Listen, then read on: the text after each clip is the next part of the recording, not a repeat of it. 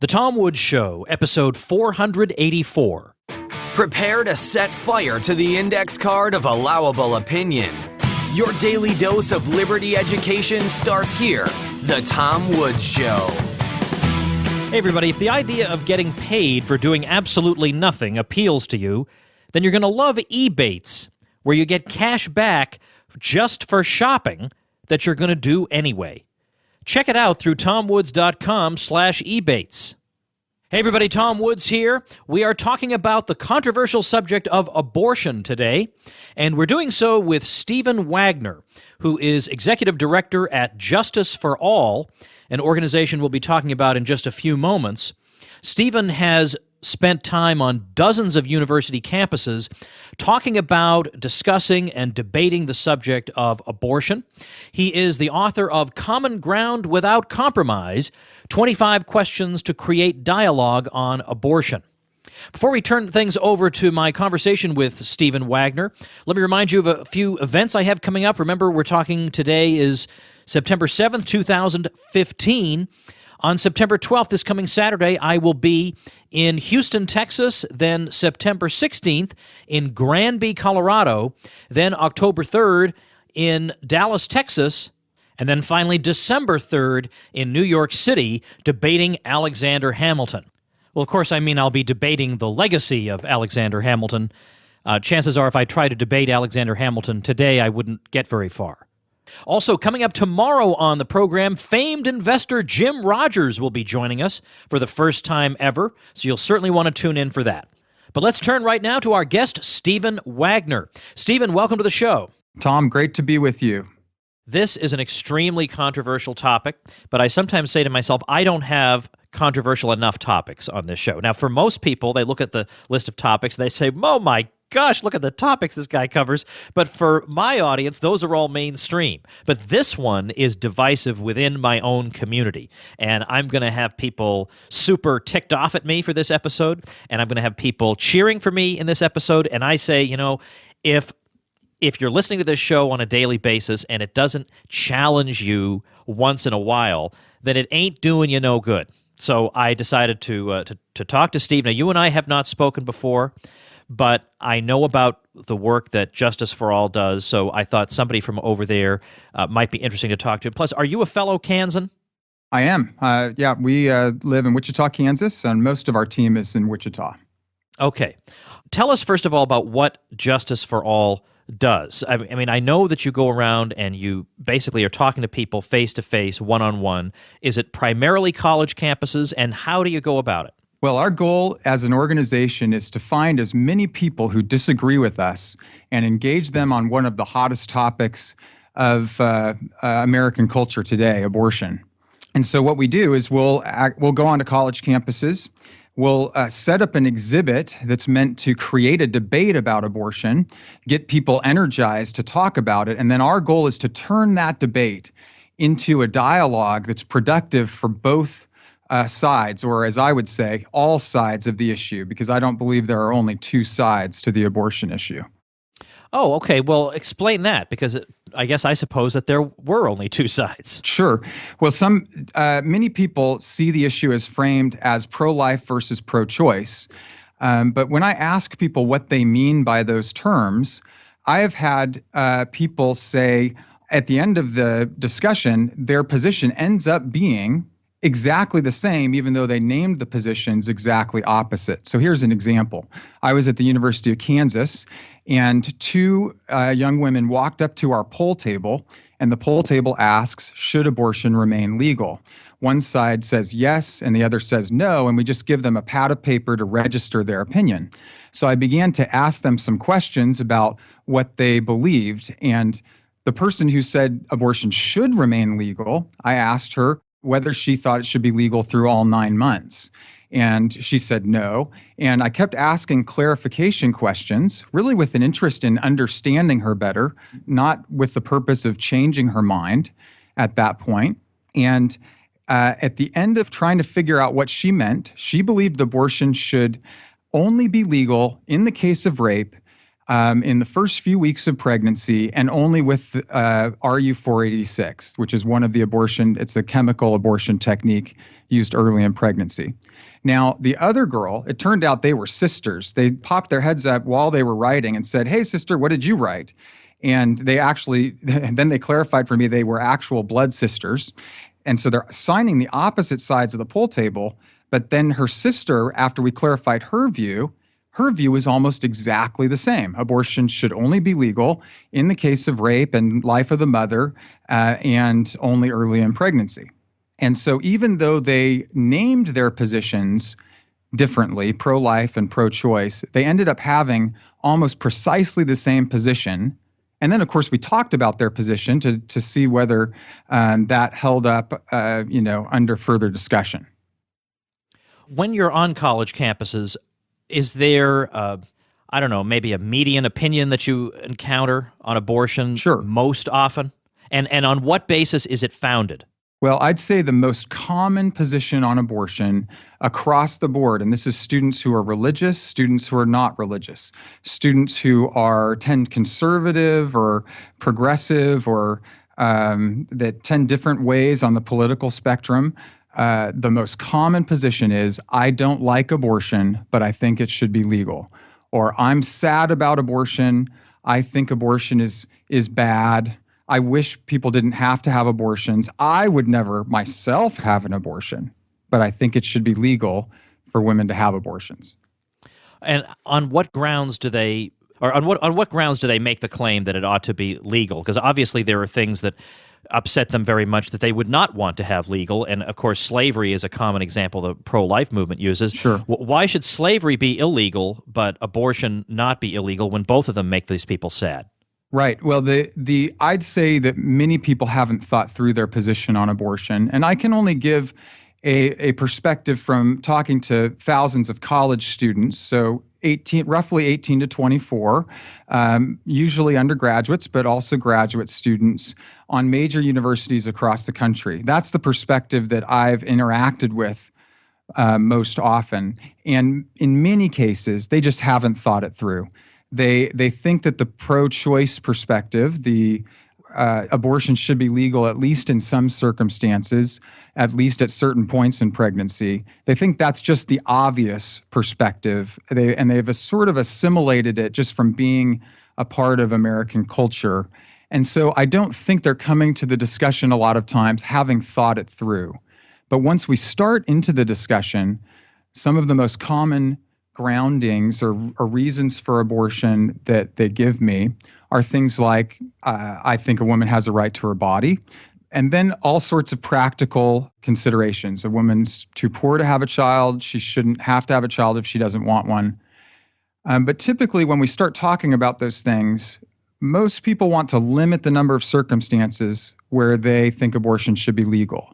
So the most common person is not very in favor of abortion, just elective abortion for any reason whatsoever. Most people want to limit their abortions that they think should be legal to life of the mother, health of the fetus, or disability in the fetus, or rape and incest, which is certainly the most common reason that people think abortion should be legal. All right, let's unpack some of that then. When you say that people speak about women having a right to their own bodies, and then they say that a woman shouldn't have to have a child if she doesn't want one, I think of those as being kind of the same argument, because if they're claiming that a woman shouldn't have to have a child if she doesn't want one, that implicitly is arguing that that's because she has control over her body, and who else should have a greater moral claim to make decisions about her own body than she herself. So what is the justice for all, or your personal answer when people say that to you? Because that on the surface of it, you could see a plausibility to that. This is my body, and a pregnancy is going to interfere with it. It could make me very ill. It could Right. put me in bed for 9 months. Do I really have this obligation to this other person who happens to be inside me? Well, I agree that these concerns, whether I'm ready to have a child, or I'm too poor to have a child, or I want to have a child, and then the right to a woman's right to her body. I agree that those concerns are linked in many people's minds. I'd like to separate them for just a moment, and I think our listeners will see why here in a moment.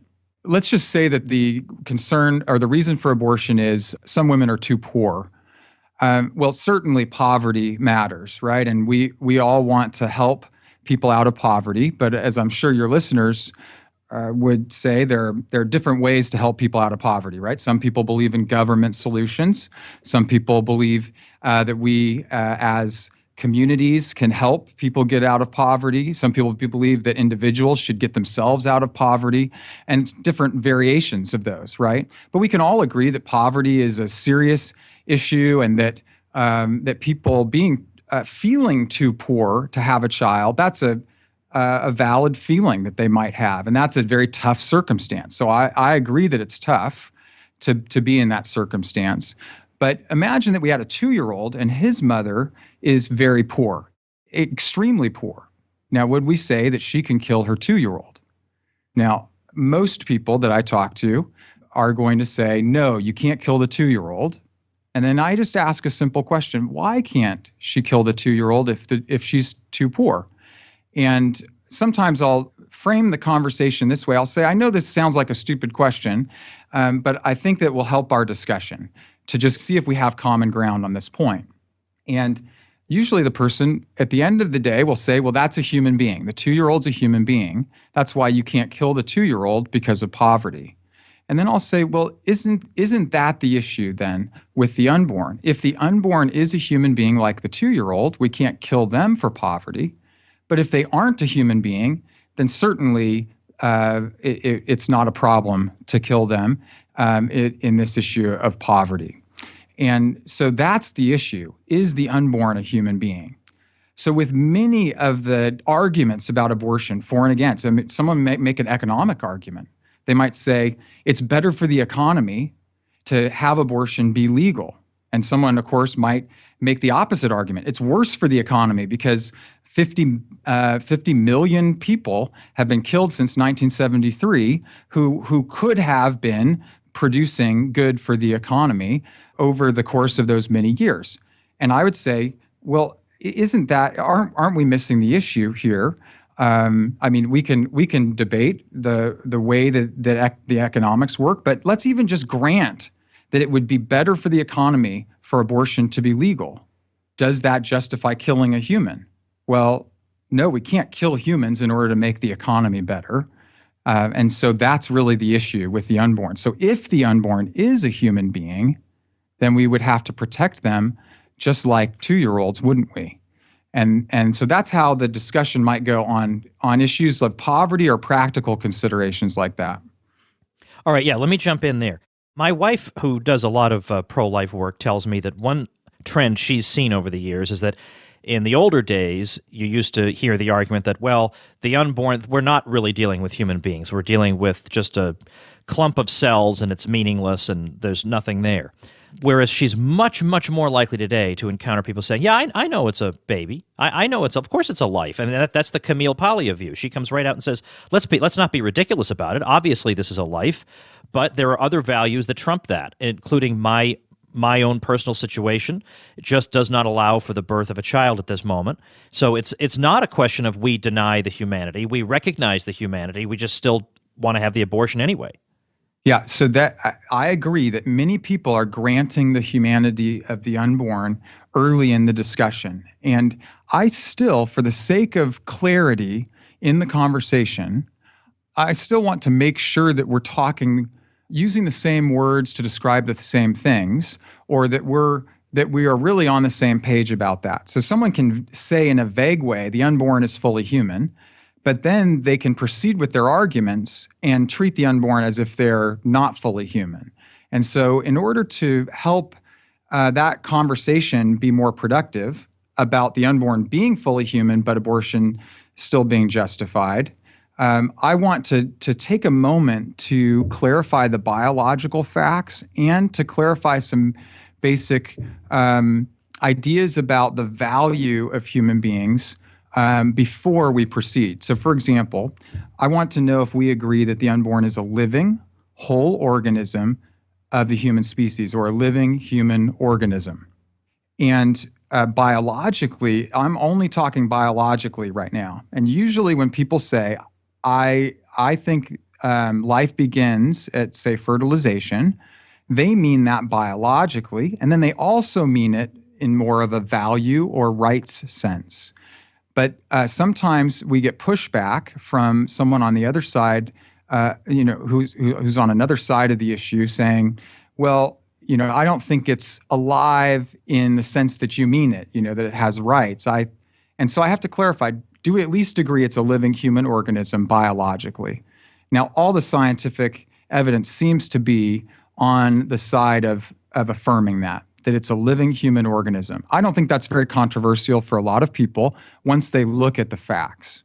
Then the question is, do all human organisms deserve the same kind of treatment, or are they all equal? And I think because they all have a human nature, and that's the thing that's the same about us that demands that we treat each other equally. Let's just take adults, for example. What demands that we treat each other equally? Well, we're all human. We all have a human nature, or we are that kind of thing. And we all have our humanness equally. Well, the unborn also had that humanness, and so we should treat the unborn equally as well. So now if we all agree that the unborn are human organisms and that all human organisms should be treated equally based on their human nature, then we could proceed with the argument that you're talking about. A woman has a right to her body and should be able to have an abortion even though the unborn is a human being. I guess some people seem to think that there's some moment, and they'll admit that it's murky, when you go from a clump of cells to a human being. Sure. And I think even most people would say it's obviously not just 3 seconds before the child comes out of the womb. Like there's some particular moment, but nobody quite knows when. But the way I think a classical, maybe scholastic philosopher would have thought about it is that if nothing in the child's nature changes, then it's still the same child the whole way. It's all if it's not going from being a pigeon to a bat or an encyclopedia to a CD player, right? It's simply unfolding its natural capacities. It is still the same thing. Its nature has not fundamentally changed, either based on its physical location or its size. These things are completely extraneous to whether or not you're dealing with a human being. There is an uninterrupted sequence going back to conception, where there's a natural unfolding that's taking place. It's not the transformation of one thing into another. It's got to be always the same thing. That's right. And here's a simple way that I communicate that to people, or that we talk about it together to try to see if we can get closer to agreement and closer to the truth together. I'll say, are you a human being with certain fundamental rights, like the right to life? And they'll say yes.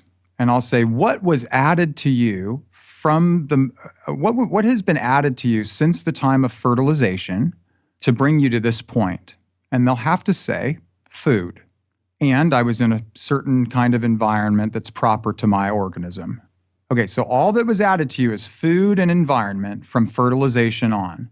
And you got somehow to this point today where you're a human being with certain fundamental rights. Rights that are transcendent of the government. The government didn't grant you, your rights didn't come about because the government granted them to you. You have certain fundamental rights. Okay, how did you get to that point? We added food and environment to this organism at fertilization. Then you must have had those same rights at fertilization, because you can't get rights or change who you are by adding food and environment. All right, so that's my argument, but stated in a way that normal people get. So that's good. That's why you do what you do. That's very important. Sure. Now, I want to hit on something that is really central to the way a lot of people in my audience think. And I know that it's not a simple question to answer. And I wanted to hit on those Planned Parenthood videos. I realize it's belated, but it's always going to be important. But I think maybe we'll do that on another occasion so we can focus our attention on this particular argument. And the argument that I have in mind is the one that was raised I think back in the early 1970s, I mean, it must have been around the time of Roe versus Wade, by a professor named Judith Jarvis Thompson. Some people listening will know exactly where I'm going with this, and even Murray Rothbard referred favorably to her work, although there's a website, Libertarians for Life, that absolutely tears her work to pieces. That's L4L.com. But anyway, her argument went something like this. It had to do with the unconscious violinist, and I'm recalling it from memory because I haven't looked at it since I was in college, but it ran something like this. Let's suppose that you're a woman, you're lying in bed, and one day you wake up and you have somehow been tethered to an unconscious violinist who is basically taking, sucking nutrients out of your body and getting sustenance from you. And the only way that you could separate yourself from this violinist would kill the violinist. There is no third option. Either you're tethered together or the violinist dies. So what she claims is that there's no particular moral reason that I should have some obligation to make this extraordinary sacrifice on behalf of a complete stranger like this. And if I did, it would be entirely from my own choice and from my own magnanimity, but not because he had any right to any such behavior on my part. And she would say that in the same way, we can think of the child in the womb, and that we should think of the child in the womb, and I don't remember if this is exactly her language, but as a trespasser, because the body is my property, and if the child is physically in my body, then we're dealing with a case of trespass, and at the very least, I have the right to expel a trespasser.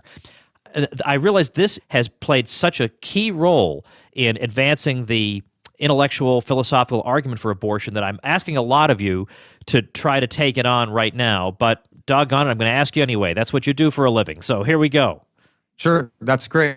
Well, let's clarify first that Judith Jarvis Thompson clarifies in the beginning of her argument that she's going to assume, for the sake of the argument, that the unborn is a full human person, or in person in her language has the same rights, the same right to life that you and I have.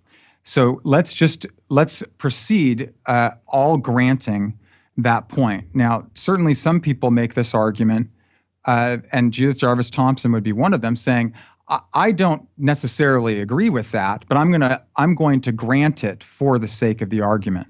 And David Boonin at University of Colorado at Boulder is a more recent proponent of Judith Jarvis Thompson's argument and elaborated on it and extended it and defended it in his book, A Defense of Abortion.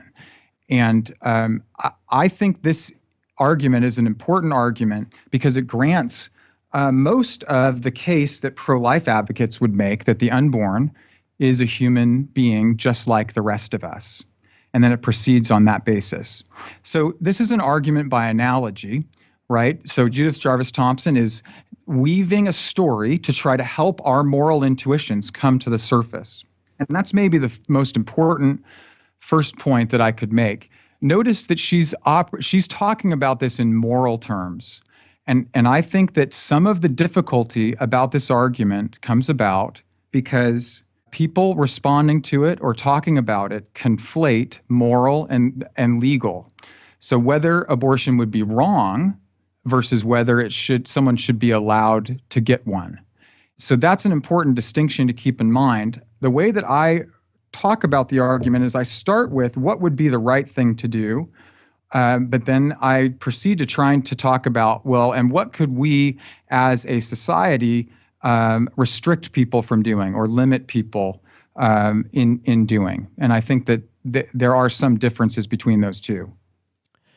All right. So, okay. Is there any reason that we should think of the child differently from how we should think of this random violinist?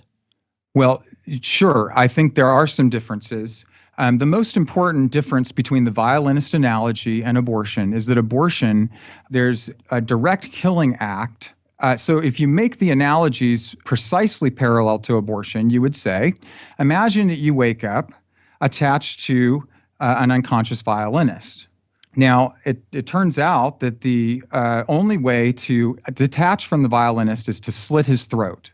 Now, how does that change your intuitions as you think about this story? Should you be allowed not just to detach and let him die of his diseased kidney condition, but instead you slit his throat.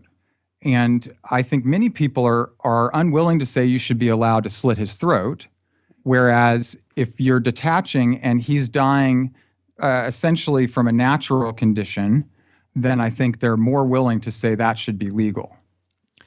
Another way of approaching this that I've heard, now this way does not work when you're dealing with conceptions that are due to rape, but apart from that, it works.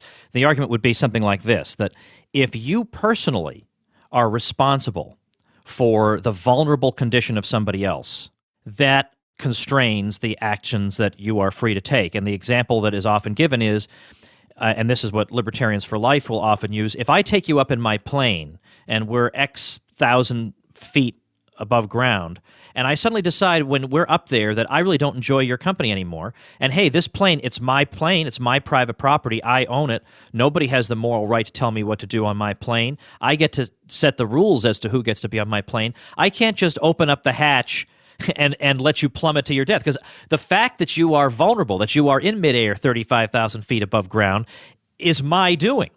So that limits what. Now, if you were on the ground and you refused to leave my plane, maybe I could forcibly push you out or something. But you're vulnerable up there, and your vulnerability is my doing. And so, in the same way, you are responsible for the vulnerable position of the child. I mean, to think of the child in this case as a trespasser, when the child is not even conscious of the situation, and especially when we think of trespassing as being someplace where you're not supposed to be, where exactly is an unborn child supposed to be, if not in the womb? Right. It's a trespasser for whom you opened the door and actually put a sign out on the street saying, food in here, et cetera, et cetera. Exactly. So when we think about it this way, the analogy breaks down. And what you're talking about is what some of us who have been working on this argument, we have called the responsibility objection, or I think that's actually the term that David Boonin coined in his book for this argument against the violinist argument. I think it's a very persuasive argument for many people. They would say that the woman who gets pregnant in 98.5% of abortion cases, they're consensual sex that produce the child that then is up for abortion or being given birth. And in those 98.5% of cases, the woman willingly engaged in an act that she knew or should have known might produce a child in this completely dependent state.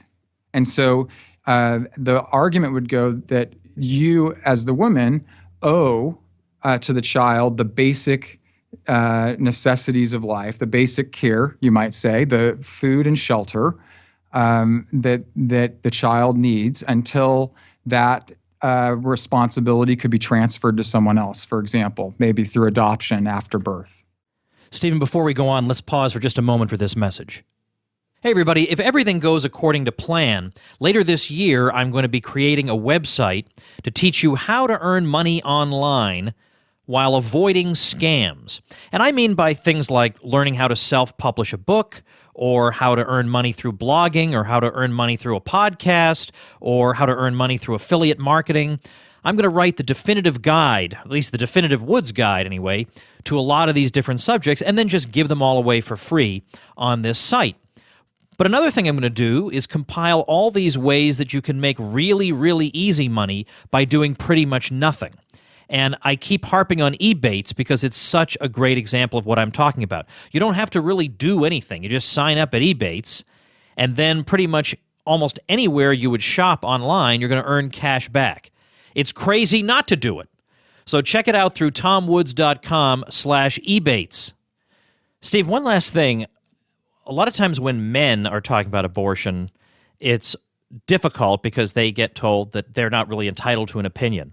And it's somewhat analogous to people talking about racial questions. If you don't belong to a particular race, you're not entitled to have an opinion. Well, certainly you're not allowed to have an opinion on abortion other than being in favor of abortion. That is allowed. No, there's no man who says I'm in favor of abortion who's told, hey, you're not a woman, you can't have an opinion. It's when you're pro-life, you're told you can't have an opinion because you're a man, you'll never get pregnant, it's easy for you to say, and you can have the luxury of your moral superiority when the women actually have to deal with the real consequences of your view. How do you respond to that? I'm sure that's come up. Well, I think there's two different ways to respond to this, and it depends on if I'm in a debate forum where time is of the essence and I have to come up with a very short response. I might follow Frank Beckwith in saying arguments don't have gender, and there are more colorful ways to say that. But arguments don't have gender, people do, and many women make the same exact arguments that I'm making in favor of the unborn and against abortion. And so you have to deal with my arguments rather than attacking me personally. So that might be a way to deal with this in a debate setting where, or on television, where there's this, it requires a very quick soundbite response.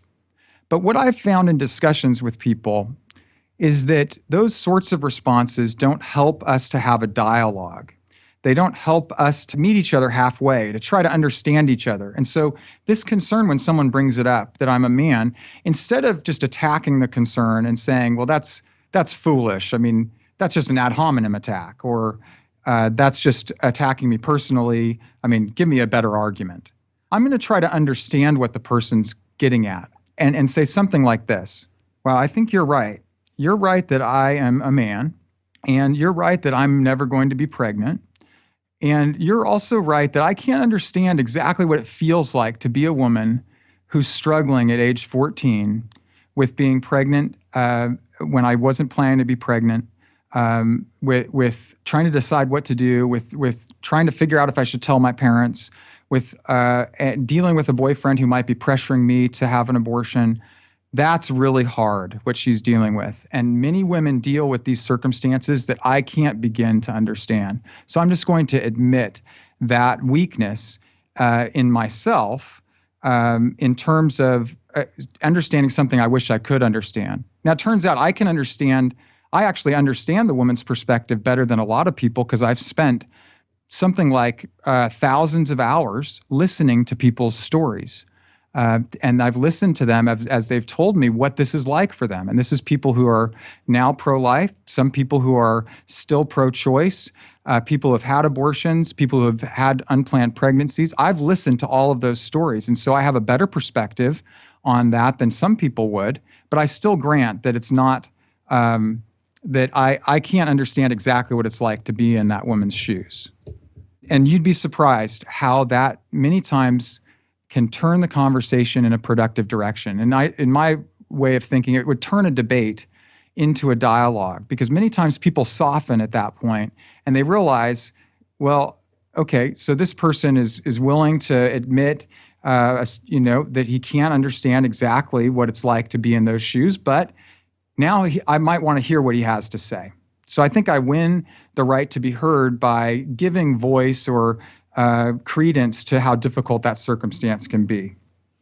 Now, Steve, I'm going to grant that given that abortion is such a divisive issue, there really is no way to have a productive conversation with somebody about it unless you're going to have a compassionate attitude that tries to take full account of the points your opponent is making. That's right. And so, you have to do this. But it sounds to me like it's just part of your natural temperament to interact with people in this way. And all I can say is, I wish I had that quality myself, because I, as my listeners know, and they're responsible for it because they cheer me on. But when I'm going after an opponent, I rip his throat out. I mean, I am just, there's just no stopping me. I can be absolutely a bear in an argument, sure. and it doesn't ever win that person over, but it has subsidiary effects. I mean, other people who are watching will say, "Well, hey, that guy must know what he's talking about." But right. but I do feel bad about it later, And whereas I bet you don't go home feeling bad about yourself. So in that way,